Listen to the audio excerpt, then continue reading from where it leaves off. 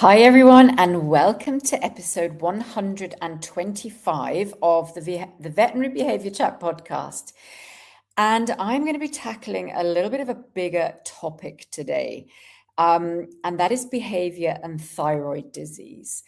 And the reason I thought I would have a chat about this is because it is something that does come up time and again. And I actually recently had a case, and I think this is what sparked me to sort of thinking about recording this episode. I recently had a case where, I had a referring veterinarian do quite a lot of sort of, I guess, initial physical evaluation, which is fantastic. But one of the big things that was sort of also indicated to the caregiver that could be a problem here was thyroid disease in a dog. And specifically hypothyroidism, so low thyroid hormone levels. And I think, traditionally, if we're thinking like a number of years ago, or perhaps even maybe in some areas of the world, I think thyroid disease is still something that's thought about almost as a first line when we're thinking about canine behavior problems, specifically aggressive behaviors. So I think, it's been so often just kind of thrown out there that hypothyroidism or low thyroid levels can be the cause of aggressive behaviors. Now, maybe they can be, and we're going to chat a little bit about this, but it's not the disease itself, I think, that potentially links to aggressive behaviors per se. So it's not that aggression is a symptom of hypothyroidism. It's just perhaps that because of what hypothyroidism can cause in the dog, that it's that may cause the dog to feel more irritable, maybe painful, and therefore show aggressive behaviors. So it's a bit of a complex one. And I'm going to also preface this by saying that I absolutely have colleagues that in very, very, very rare cases, they have had borderline low thyroid levels and have treated with thyroid replacement hormones, and the dog has improved. Now, whether that's because general signs of hypothyroidism have improved and therefore behavior has also improved, or whether it was, a very strong causal link between low thyroid hormone levels and behavior remains to be discussed about. But I think there are those occasional kind of individual cases. Now, I personally have not seen that. I've had a couple of cases where I've been suspicious, but as we'll see in a second, it's such a complex topic. And I think we have to be very, very sort of circumspect when we think about this, that I don't think that it's necessarily a good idea to immediately think thyroid disease if we have a dog that's presenting with aggressive behaviors. The second thing I want to say is that there's a huge difference between dogs and cats when it comes to thyroid disease. Now, in our feline patients who suffer not from hypo, but from hyperthyroidism most commonly, so that's elevated thyroid hormone levels, I think in our feline patients, we can make a more causal link between high thyroid hormone levels and changes in behavior, specifically aggressive behaviors. So hyperthyroidism in cats causes a speeding up of metabolism. It causes an increase in heart rate and other metabolic sort of indicators. It causes weight loss, even though the cats are eating a lot. It causes this sort of change in behavior, almost like an overactivity type behavior, difficulty settling, just kind of being more erratic and just more active, I guess, in their behaviors. And certainly aggressive behaviors can be linked with that. So I would say if I've got a cat that is showing sort of typical clinical signs of hyperthyroidism, so that would be weight loss, even though eating a lot, a really poor coat, this sort of a kind of a typical appearance that cats get, really high heart rate, elevated blood pressure, then and that comes with a change in behavior, then I would very quickly be thinking about thyroid hormone testing, and I would be very, very suspicious of thyroid disease in cats. And I would perhaps in an older cat that's had a sudden change in behavior, I would potentially always include a thyroid blood panel in their diagnostic workup and evaluation. But I think for cats are quite different, I guess, to dogs in that respect, because dogs tend to show the opposite. So not elevated thyroid hormone levels, but decreased thyroid hormone levels. So we're talking about hypothyroidism in our doggies. So I'm going to chat through a few sort of things I think that are important to understand about the disease and why it is that we might kind of be thinking about thyroid disease and behavior. And just want to be really clear to say that I'm not saying that there isn't a link between any physical disease and behavior, including thyroid hormone disease. But I think this kind of strong causative relationship between hypothyroidism and aggression in dogs, I think that's something we have to be just a little bit careful about, because that is still something that's really commonly, I think, told to caregivers, or something that's really commonly talked about, but it's actually much more complex than that, and I don't think it's quite as simple as that. I also want to, at the end, include a number of like 4 or 5 studies that I think are really, really important here, and I will link those in the show notes, but they're studies that have definitely given us an indication that actually it's not as simple as that sort of causal correlation between hypothyroidism and behavior change, that it's actually much more complex than that. So let's start with what actually is hypothyroidism, or what causes it in our dogs. And there are a couple of sort of causes in dogs. So the first one that is probably the most common would be a lymphocytic autoimmune thyroiditis. So that's an autoimmune disease where the body actually produces these anti-thyroglobulin antibodies, TGAA. And they're probably present in about 50% of hypothyroid dogs. So quite a large number, can also be in younger dogs. So most dogs with hypothyroidism would probably present with this. And that causes destruction of the thyroid gland through these anti-thyroglobulin antibodies, and we get less thyroid gland and therefore less thyroid gland that's able to produce thyroid hormone.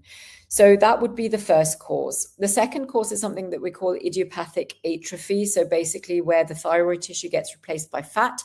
So and idiopathic basically means we're not really entirely sure what causes it, but yeah, it's a replacement of thyroid tissue with fat. Therefore, the thyroid gland is producing less hormone. And then thirdly, we can have secondary hypothyroidism. So that's basically where the anterior pituitary gland no longer secretes sufficient TSH, and we'll go through the hormone cascade in a second, but we've got not enough thyroid stimulating hormone being produced by the anterior pituitary gland, and therefore we don't have enough T4 or thyroid hormone being produced, and we therefore get hypothyroidism. So that's the most common, those are the 3 sort of most common causes of low thyroid blood levels in dogs. What's the incidence of thyroid disease? I think depending on which paper you read, it can be slightly varying. I have seen reports of somewhere between 0.2 to 0.8% of the dog population would suffer from hypothyroidism. Some breeds are overrepresented. So Rottweilers, for example, are overrepresented. We think around 8% of Rottweilers may present with hypothyroidism. So there's a bit of a breed predisposition there as well. So let's talk about this all-important hormone cascade. So just like many of our hormone cascades in our patients, the thyroid hormone cascade is quite a complex one and involves a number of different structures, including some brain structures that then go on to signal to the thyroid gland, which is located in the throat area, to produce thyroid hormone. And thyroid hormone is we commonly refer to as T4. That is thyroxine. So T4 is thyroxine, and then T4 can also be metabolized or converted into T3 intracellularly, and T3 is also known as triiodothyronine. So you don't really need to know the names, but just for those who want to geek out about it.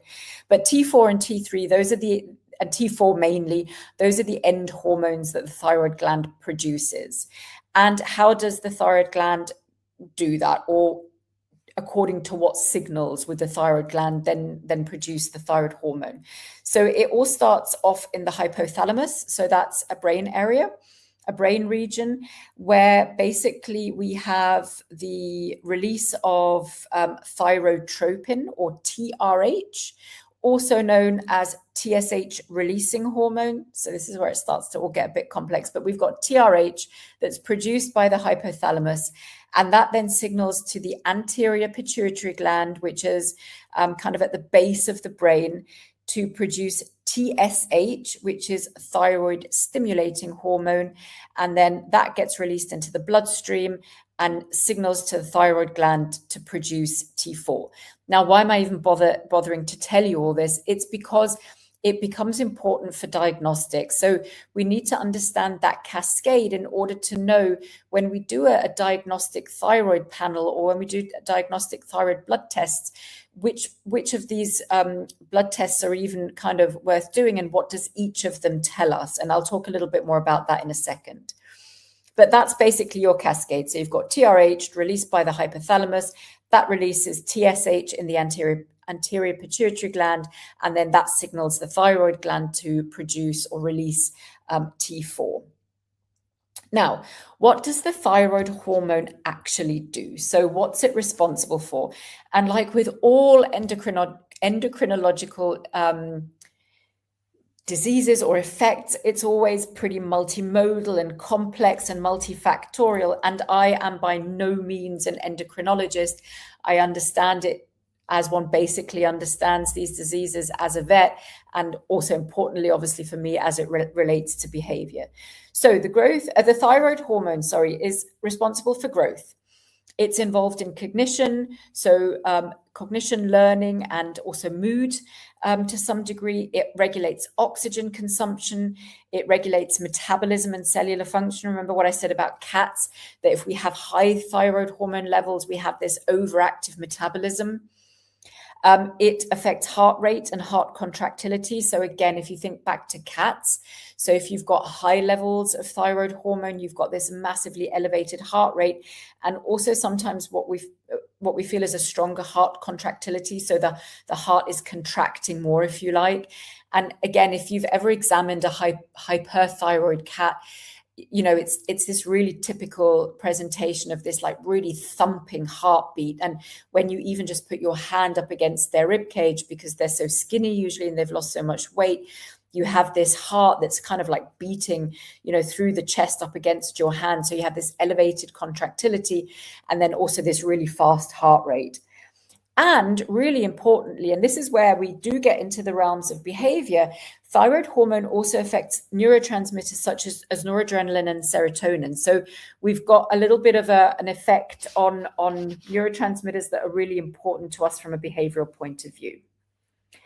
Now, what would be some of the clinical signs that we would see in a dog that has hypothyroidism, so that has low thyroid levels?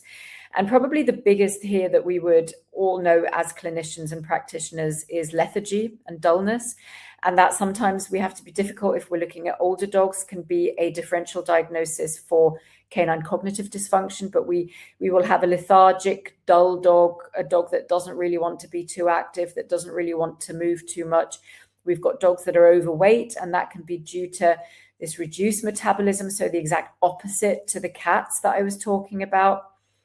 We have cold intolerance and heat seeking. That can be quite a significant clinical sign.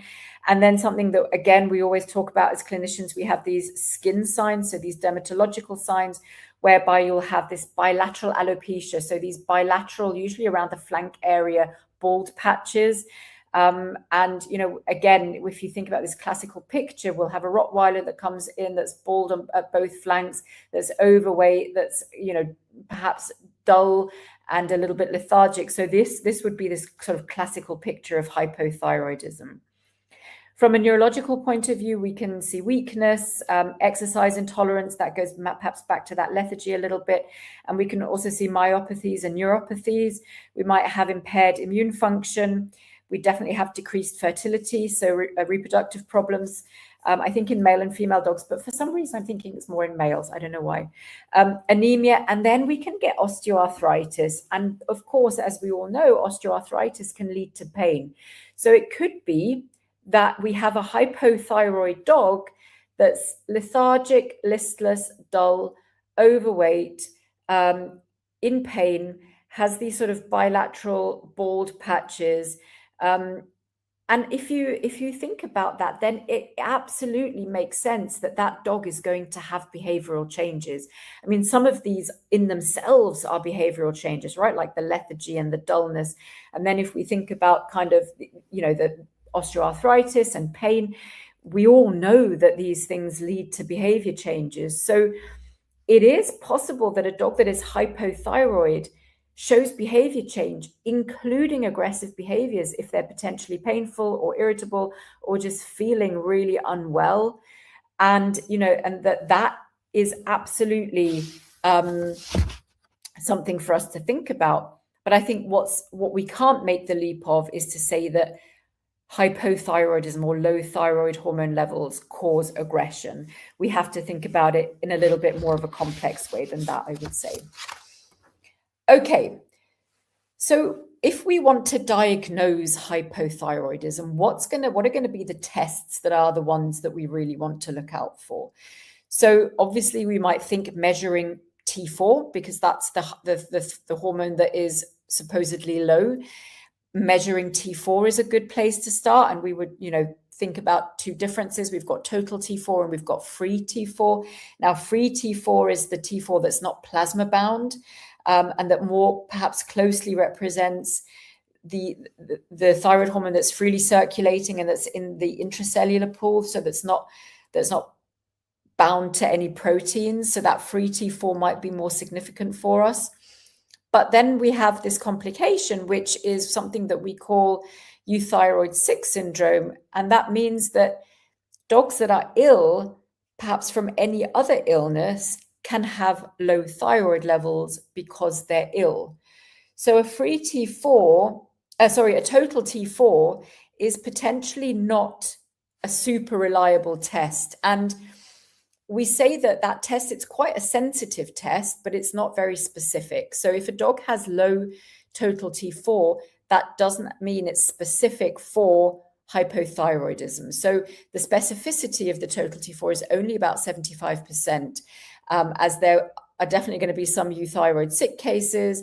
So, and that is our main challenge oftentimes. It's identifying which dogs truly are hypothyroid and which dogs perhaps have low T4 levels because they're unwell, maybe from something else.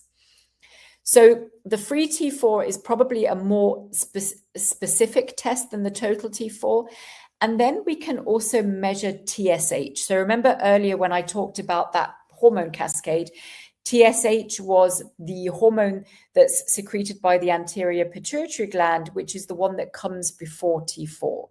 Now, if we have normal T4 levels, then we usually have also normal TSH levels. However, if our thyroid is underperforming, so if the thyroid gland isn't producing enough T4, we don't have that negative feedback loop and our TSH levels will be high. So what we're almost always looking for is a combination of low free T4 levels and high TSH levels, because the high TSH levels means that's the anterior pituitary gland saying, hey, please produce more T4. Hey, please produce more T4. We need more T4. We need more T4. And so therefore the TSH level is going to be high. And for some reason, the thyroid gland, either because it has this immune-mediated disease or it's been replaced by fat, isn't able to produce more T4, but the anterior pituitary gland is still signaling, oh, there's not enough T4 in the body, so we need to produce more. So that's why you'll have high TSH, because it's signaling, and low free T4, which is that much more specific T4. Those in combination usually give us a relatively good indication that we might have hypothyroidism. Now, there are a bunch of other things that we can measure. We can do thyroid scintigraphy, we can do thyroid ultrasound, we can also measure the TGA-A, the thyroglobulin autoantibodies, which also only gives us information potentially about whether it is that immune-mediated disease or not.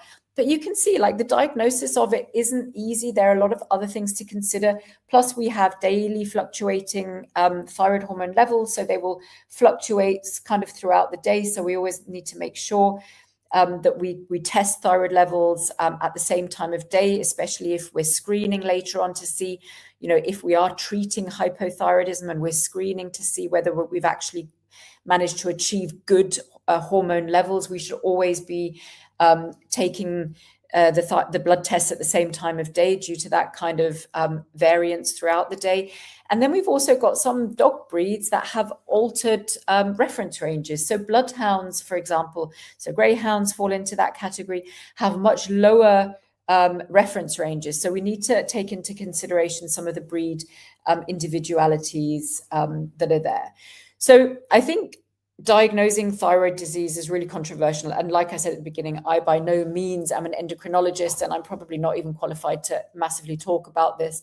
But those are just some of the things that I want to highlight as to why it can be so difficult to make that correlation between thyroid disease and behavior. Because in the first place, measuring or diagnosing thyroid disease is so difficult. So jumping to a big conclusion that, hey, your dog's behavior problem is because they've got low thyroid levels, I think that's a really dangerous thing to do. And we have to be really careful. I would suggest working together with an internal medicine specialist or an endocrinologist to make sure that we're diagnosing accurately.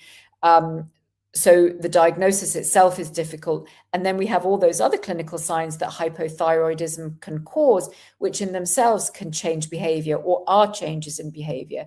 So again, it's just a warning of don't jump from we've got an aggressive dog or a dog with changed behavior, oh, therefore it must be hypothyroid. That's not the right thing to do. Then we have a number of medications that can affect thyroid level. Of course, I mean, it always gets more complicated than that. So we always have to consider what other meds might this patient be on. So we've got a whole array of medications that can interfere with thyroid hormones. So we've got our glucocorticoids, we've got furosemide, we've got sulfonamides, we've got salicylates, we've got phenylbutazone. So a lot of different medications that can interfere with thyroid hormones. So we have to absolutely check. And then one really important one, which is relevant to us for behavior, is clomipramine, which is one of our tricyclic antidepressants. And there was a really great paper done by Gulikas et al. In 2003 that I'll link in the show notes that basically showed that clomipramine alters thyroid function tests. So it's not so much that clomipramine interferes with the production of thyroid hormone or any of that sort of hormone cascade, but it can interfere with the tests that are done to test for thyroid hormones. So we need to understand that dogs that are on clomipramine might have or might show much lower thyroid levels, but that might not be because they're hypothyroid and they're sick, but that's because they're on clomipramine. So again, just really important to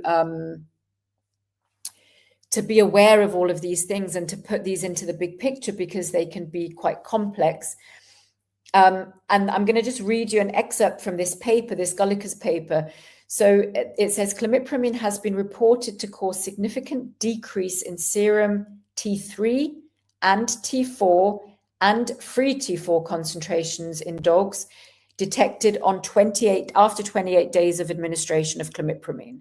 So if your patient has been on clomipramine for 28 days or longer, then I would say probably expect low T3, T4, and free T4 levels, because that is quite likely an effect of the medication or an interference of the medication. So yeah, it just gets more complex, as with all of these endocrinological things. So let's move on to behavior a little bit now. And I'm going to just sort of talk a little bit about some of the behavioral things that we've seen, and there are quite a few. But again, they're all not, my dog is aggressive, therefore he must have hypothyroidism.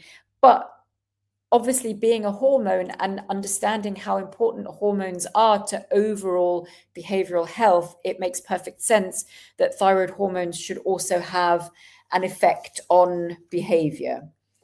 So we can get grumpy animals. And is that because of maybe pain or just feeling unwell? being lethargic, having maybe skin changes. So this irritability in itself, as I mentioned earlier, can absolutely cause to changes in behavior, including aggressive behaviors. But again, that doesn't mean that aggressive dogs are always hypothyroid, so just careful with that. We know that endocrine diseases in general can contribute to anxiety. We know that from the human psychiatry, and we assume the same in our veterinary patients.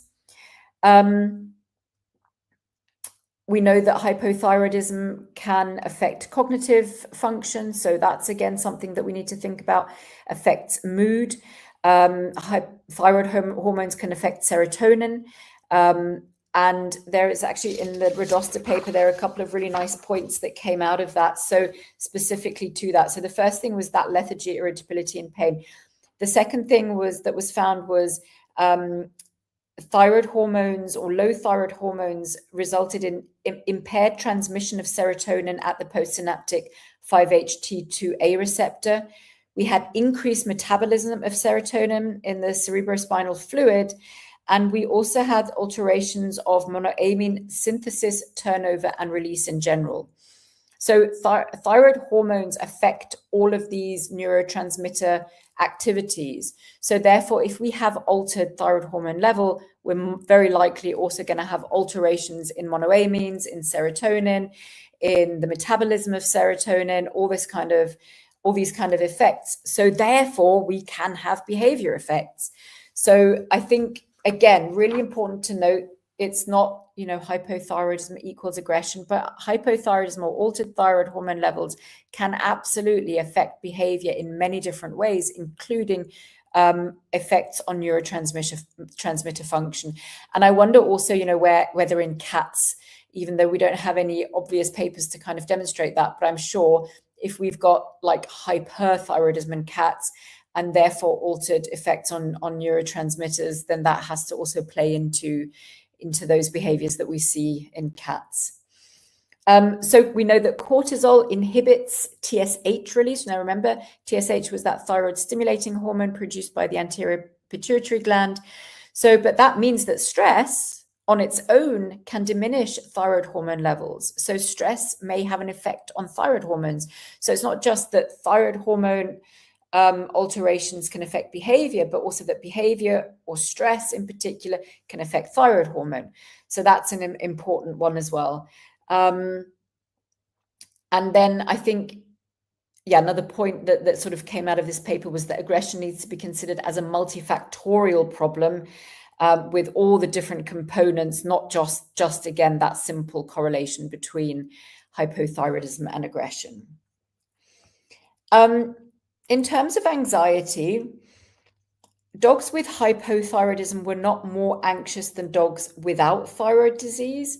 So I'm going to link this to all the papers. I'm actually going to just kind of relate this to some of the papers that actually I think I want to link here, because everything that I've said there in those sort of last four bits and bobs, they were all findings from various papers and studies, but we can probably have a look at the individual studies themselves. So the Gulliker's paper I already talked about. I'm going to put that into the show notes. So that was the effects of clomipramine on canine thyroid function tests. It's an early paper from 2003, but I think it's still one that we need to consider. Then we've got a really cool paper by Nicholas Dodman from 2013. So Dodman et al. So they looked at thyroid hormone treatment for owner-directed aggression in dogs with borderline low thyroid hormone levels. So what they did was they looked at dogs that had borderline low thyroid hormone levels and owner-directed aggression, and they just treated them with T4, with thyroid hormone.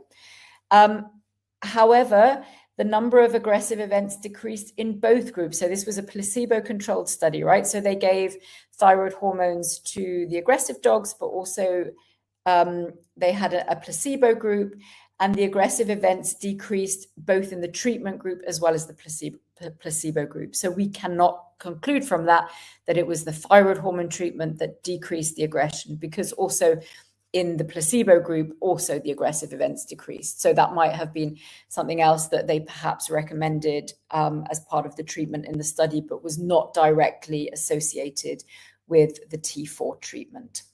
So that was an interesting one.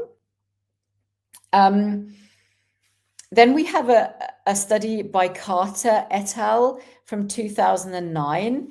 Hang on, I have it here in front of me. Where is it? Here it is. So they looked at serum total T4 and TSH hormone concentrations in dogs with behavior problems. So this was not specifically aggression, just dogs with behavior problems in general. And they looked, so they had a group of dogs with behavior problems, and they looked at their total T4 and their TSH hormone concentrations. And the outcomes here were actually really paradoxical. So dogs with behavior problems had higher total T4 concentrations than dogs without. So the complete opposite of what we would have expected. However, none of the total T4 values were outside of the reference range. So everything remained within the reference range. And there was also no significant difference in the TSH concentration between two groups.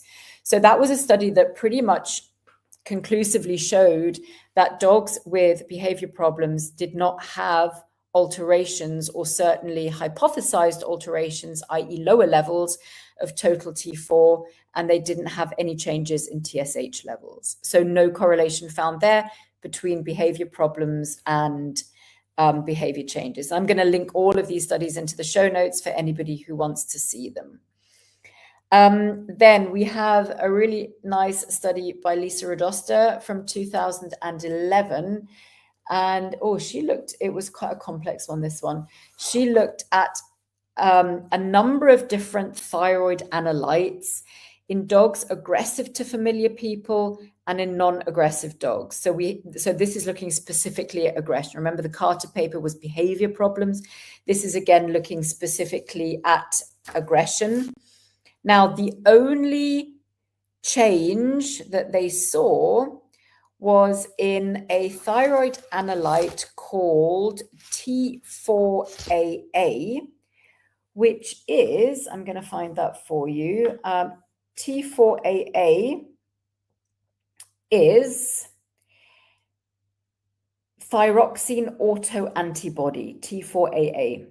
So they didn't find any changes in anything else. Total T4, free T4, total T3, free T3, TGAA, so that thyroglobulin autoantibody. The only analyte that they found a change in aggressive dogs was in this T4AA, which is a thyroxine autoantibody. However, so let me just read you the line from the paper here that's important. So significant differences were found between the two groups, so i.e. non-aggressive dogs and aggressive dogs. So significant differences were found between the two groups with respect to only T4AA, which was increased in the aggressive group, but the concentrations for both groups were within the normal reference range.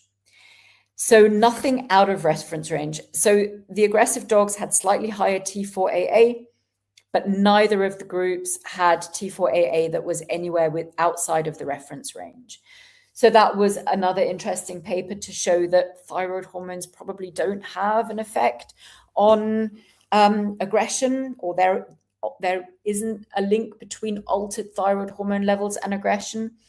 And then the final paper I want to quickly touch on, which was a 2018 paper, which I also have here right in front of me, which is, no, not the Dodman one. Where are you, paper? Also not the Carter one. Here it is. I have it. Okay, it's a 2018 paper by Horovat et al. And Tina DeCuster is also a co-author here.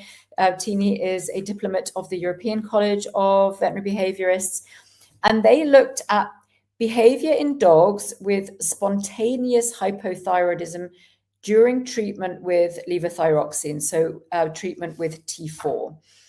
And the outcome there was, so they treated hypothyroid dogs with T4, as you would imagine. And what they noted after treatment with T4 of these hypothyroid dogs was a significant increase in activity.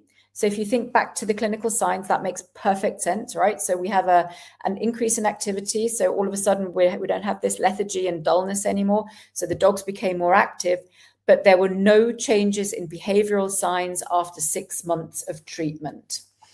So again, even dogs that were hypothyroid that were then treated with T4, with thyroid hormone, didn't have any changes in behavior. They only had changes in regard to activity levels and the reduction of this lethargy and dullness, but it didn't have any changes to their behavioral signs. And I'm just trying to see actually what behavioral signs they looked at.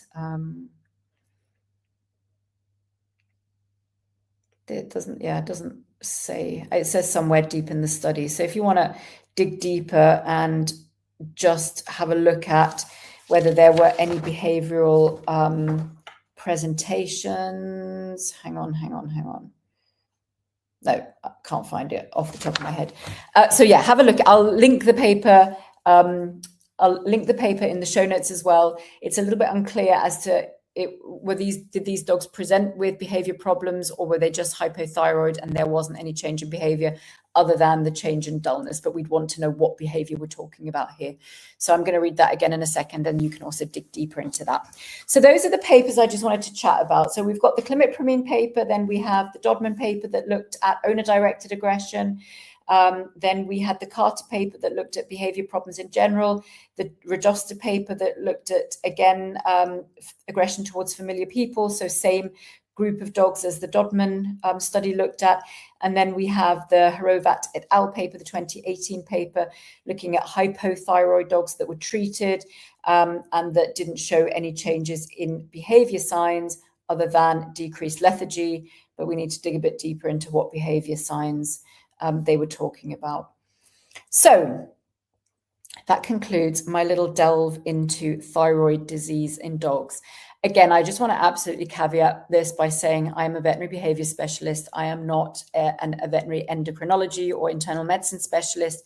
So potentially there are limits to my knowledge there. However, I think it's extremely important to have a relatively good understanding of thyroid function and thyroid disease and what thyroid hormones do as they relate to behavior and behavioral health. And as I think I've shown, there are quite a lot of behavioral pieces that can be impacted by changes in thyroid levels. Remember the difference between dogs and cats. And I think what I really wanted to highlight with this episode was that, yes, while hypothyroidism can cause changes in behavior, it's far too lazy and far too simple to say, oh, your dog's aggressive, therefore they must have hypothyroidism, and therefore we're going to focus a lot of our attention on hypothyroidism and not think further beyond that. Now, I'm hoping that this is a somewhat outdated approach, and I'm hoping that this is antiquated and that newer practitioners, younger practitioners, even us not so young practitioners, that we're understanding that and that we are not making that direct link between aggression and hypothyroidism, but that it's a lot more complex than that. We have a number of studies that actually show the opposite. When it comes to aggressive behaviors, although they're only looking at aggression towards familiar people. And then it's not to say that thyroid disease can't cause aggressive behaviors. Yes, they can, but that is because of all the other things that are affected. And I think that osteoarthritis and pain piece is a really important one there. Okay, it's been a busy one today, perhaps a little bit busier than some of the last episodes, but I thought this would be a really important topic to dive into. Yeah, so I'm leaving you with that. I will look forward to seeing you all next week for episode 126. I'm going to put everything in the show notes so that you can dig further if you would like to, but I hope that's given you somewhat of an overview, and I hope that's clarified some things in your mind. All right, that's it for today, and bye for now.